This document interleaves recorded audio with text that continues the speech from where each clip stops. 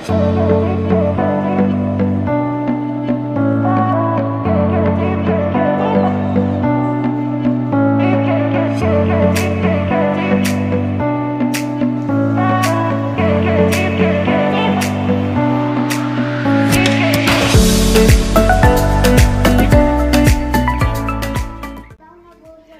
YouTube family, माझ्या आजच्या व्हिडिओमध्ये मी तुमचं पुन्हा एक वेळा मनापासून स्वागत करते। तर ऍक्च्युली आता वाजले 7:30 आणि मी म्हणजे असं काही प्लॅनिंग नव्हतं शूट करायचं, पण म्हटलं चला आज जरा स्पेशल मेन्यू होणार आहे घरामध्ये। सचिन आलेला आहे गडिंग क्लासला, त्यामुळे तर आता मी करणार आहे अंडा बिर्याणी आणि तीही रेस्टॉरंट स्टाईल मध्ये घरामध्ये आपण कशी बनवायची ते मी तुमच्याबरोबर शेअर करणार आहे।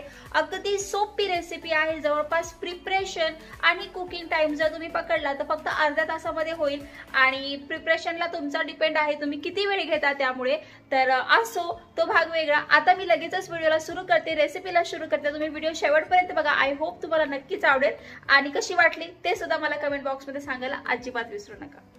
तर जसं मी सांगितलं की मी ऑलरेडी प्रिपरेशन करून ठेवलेले आहेत ह्या गोष्टी, तर काय काय लागणार आहे, किती किती लागणार आहे हे सगळं मी तुम्हाला सांगते आहे। तर चला आपण लगेचच व्हिडिओला सुरू करूया। पाण्याला छान उकळी आलेली आहे, तर आता आपण काही गरम मसाले टाकणार आहोत। तेजपत्ता टाकलेला आहे, दालचिनी, मोठी इलायची, स्टार फूल आणि लवंग आणि थोडेफार असे काळे मिरी टाकलेले आहेत। त्यानंतर यामध्ये मी थोडंसं ऑइल टाकणार आहे, तुम्ही त्या ठिकाणी तूप सुद्धा टाकू शकता। यामध्ये भरपूर असं मीठ टाकत आहेत, मीठ भरपूर टाकायचं। आपल्या तांदळाला जितकं मीठ पाहिजे ते तितकं ऑब्झर्व करतं आणि बाकीचं मीठ ते बाहेर टाकून देतं, त्यामुळे मीठ भरपूर टाकायचं। आणि त्यामध्ये टाकायचं आहे आपल्याला अर्धा लेमन स्क्वीज करून।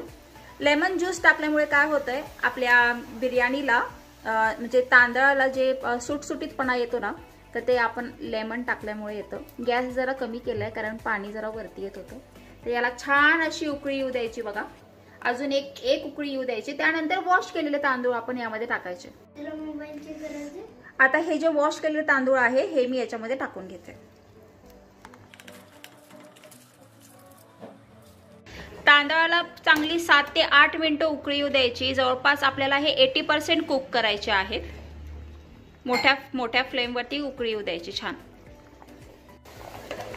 तर हे ते बघा आपले 80 ते 90% तांदूळ शिजून झालेले आहेत। याला आपण आता चाळणीच्या साहाय्याने ह्याचं पाणी वेगळं करून घेऊया। या ठिकाणी मी 8 अंडे घेतलेले आहेत, त्यात थोडंसं मीठ टाकणार आहे। पण आता अंड्याला मॅरिनेशन करतोय म्हणून मीठ आणि जरासं हळद आणि लाल चटणी टाकून घेणार आहे। लाल चटणी म्हणजे हा रेग्युलर आपला जो बुक्का असतोय तो आहे। ह्यांना छान असं मिक्स करून घ्यायचं। हे मॅरिनेशनची जी प्रोसेस आहे ती तुम्ही स्किप पण करू शकता, परंतु यामुळे बिर्याणीला जो टेस्ट येतो ना तो अप्रतिम येतो। त्यामुळं ही स्टेप जर तुम्हाला स्किप न करता आली तर चांगलीच गोष्ट आहे। सगळीकडे मसाला व्यवस्थित लागून झालेला आहे, तुम्ही बघू शकतायत। आता आपण याला फोर्कच्या साहाय्याने सगळीकडे असं जरासं पोक करून घ्यायचंय, म्हणजे त्याच्यामध्ये होल करायचे, कारण आपण याला आता थोडंसं फ्राय करणार आहोत। काय होतंय, जर आपण अंड्याला असं पोक केलं नाही ना, तेलामध्ये टाकल्यानंतर हे काय होतंय, अंगावरती तडतडते, कदाचित आपल्याला त्याच्यामुळे इजा पण होऊ शकते। त्यामुळे काय आहे, आपल्याला थोडंसं असं ह्याला होल करावे लागतात। तर सगळ्या अंड्याला छान असे सगळीकडनं चारीकडनं होल करून झालेले आहेत। या ठिकाणी मी 3 मीडियम साईजचा कांदा कट करून घेतलेला आहे, स्लाइस मध्ये तुम्ही बघू शकताय। तर आपल्याला आता याला डीप फ्राय करून घ्यायचं आहे, छान असं खरपूस तळून घ्यायचं।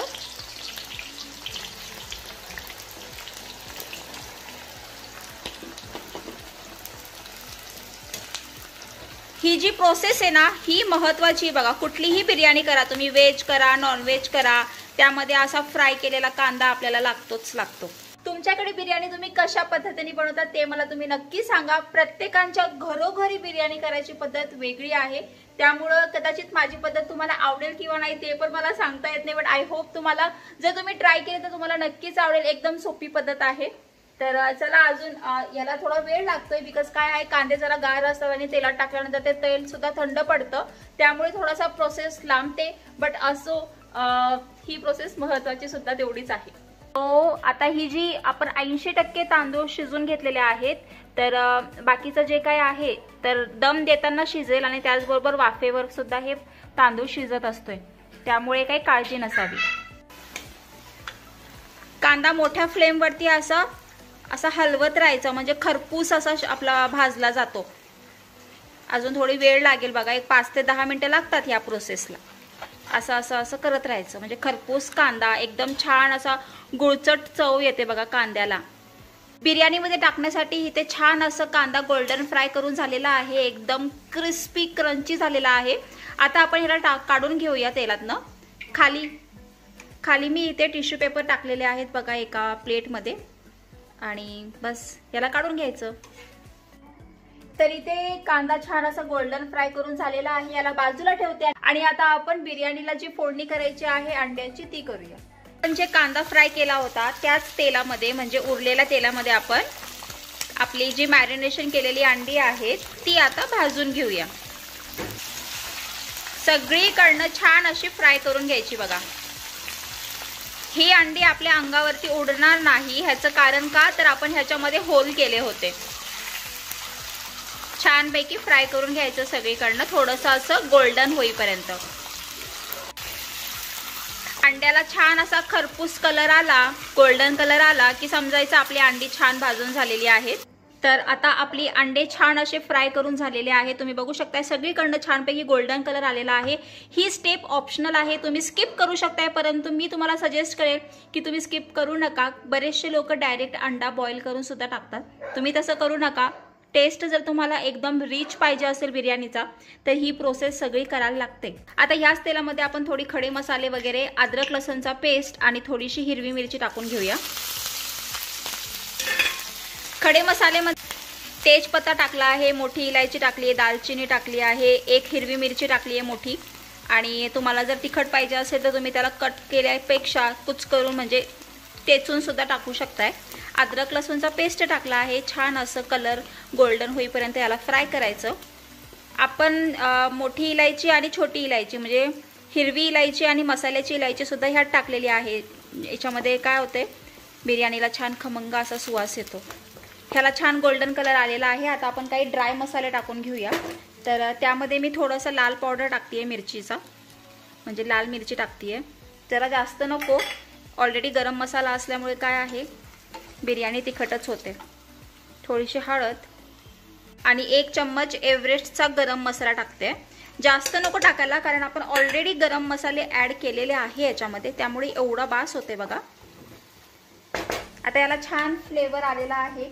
तर आपण आता आपल्या चवीपुरतं मीठ टाकूया. लक्ष असू द्या की आपण भातात पण मीठ टाकलेलं आहे, अंड्यात सुद्धा मॅरिनेशनच्या वेळी मीठ टाकलेलं आहे.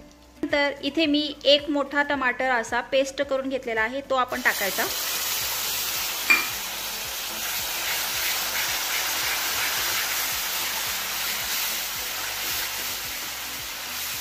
कलर बघू शकताय किती सुंदर कलर आलेला आहे बघा.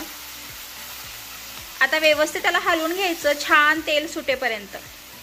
टमाटरला छान तेल सुटेपर्यंत फ्राय केलेला आहे. त्यानंतर आपण जे कांदा फ्राय करून घेतलेला होता ते जरा असं कुचकरून असं ह्याच्यात टाकायचा.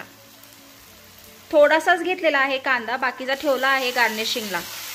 छान याला असं फ्राय करून घ्यायचं.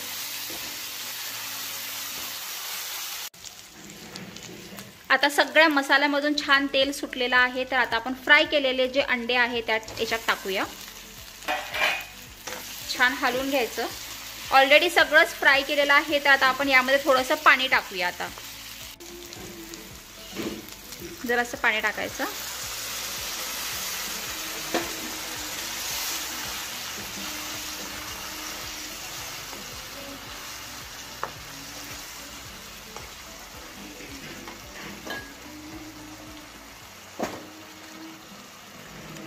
आणि आपल्याला जवळपास थोडं दही टाकायचं आहे, अंदाजे अर्धी वाटी.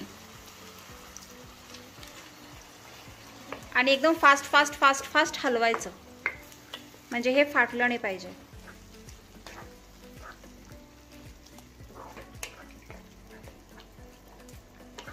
घरचं दही असलेलं कधी पण बरं. माझ्याकडे घरचं दही नव्हतं, बट असं आता पर्याय नाहीये.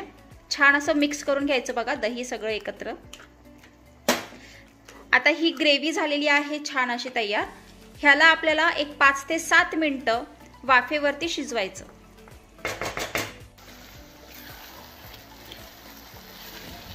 तर या ठिकाणी 5 ते 7 मिनटं वाफेवरती अंडे मी शिजवले आहेत आणि व्यवस्थित ग्रेव्ही तयार झालेली आहे। आता आपण हे लेअर लावून घेऊया बिर्याणीसाठी। तर एकदम सोपं आहे बघा।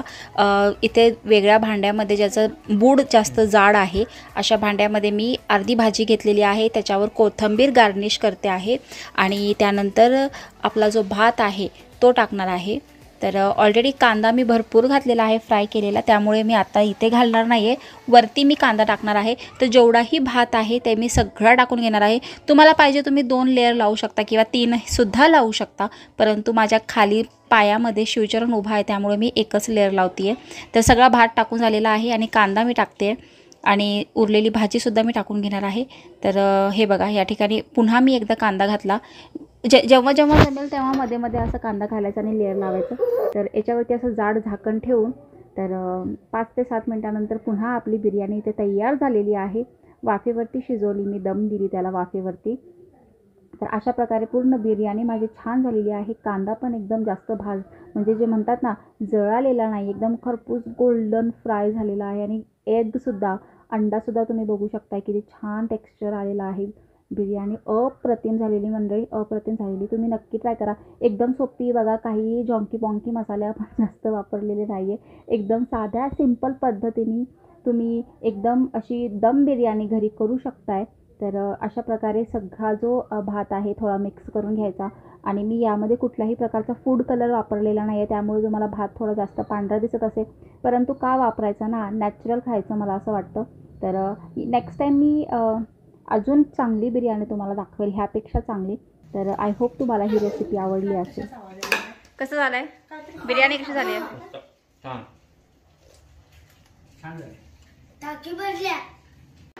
तर मंडळी मस्तपैकी जेवण झालेलं आहे। जेवताना फार जास्त बोलता आलं नाही, कारण शिवचरण सारखा माझ्याजवळ येत होता, त्यामुळे असं फार शूट करता आलं नाही। बट आय होप तुम्हाला बिर्याणीची रेसिपी आवडली असेल, सर्वांना खूप आवडली।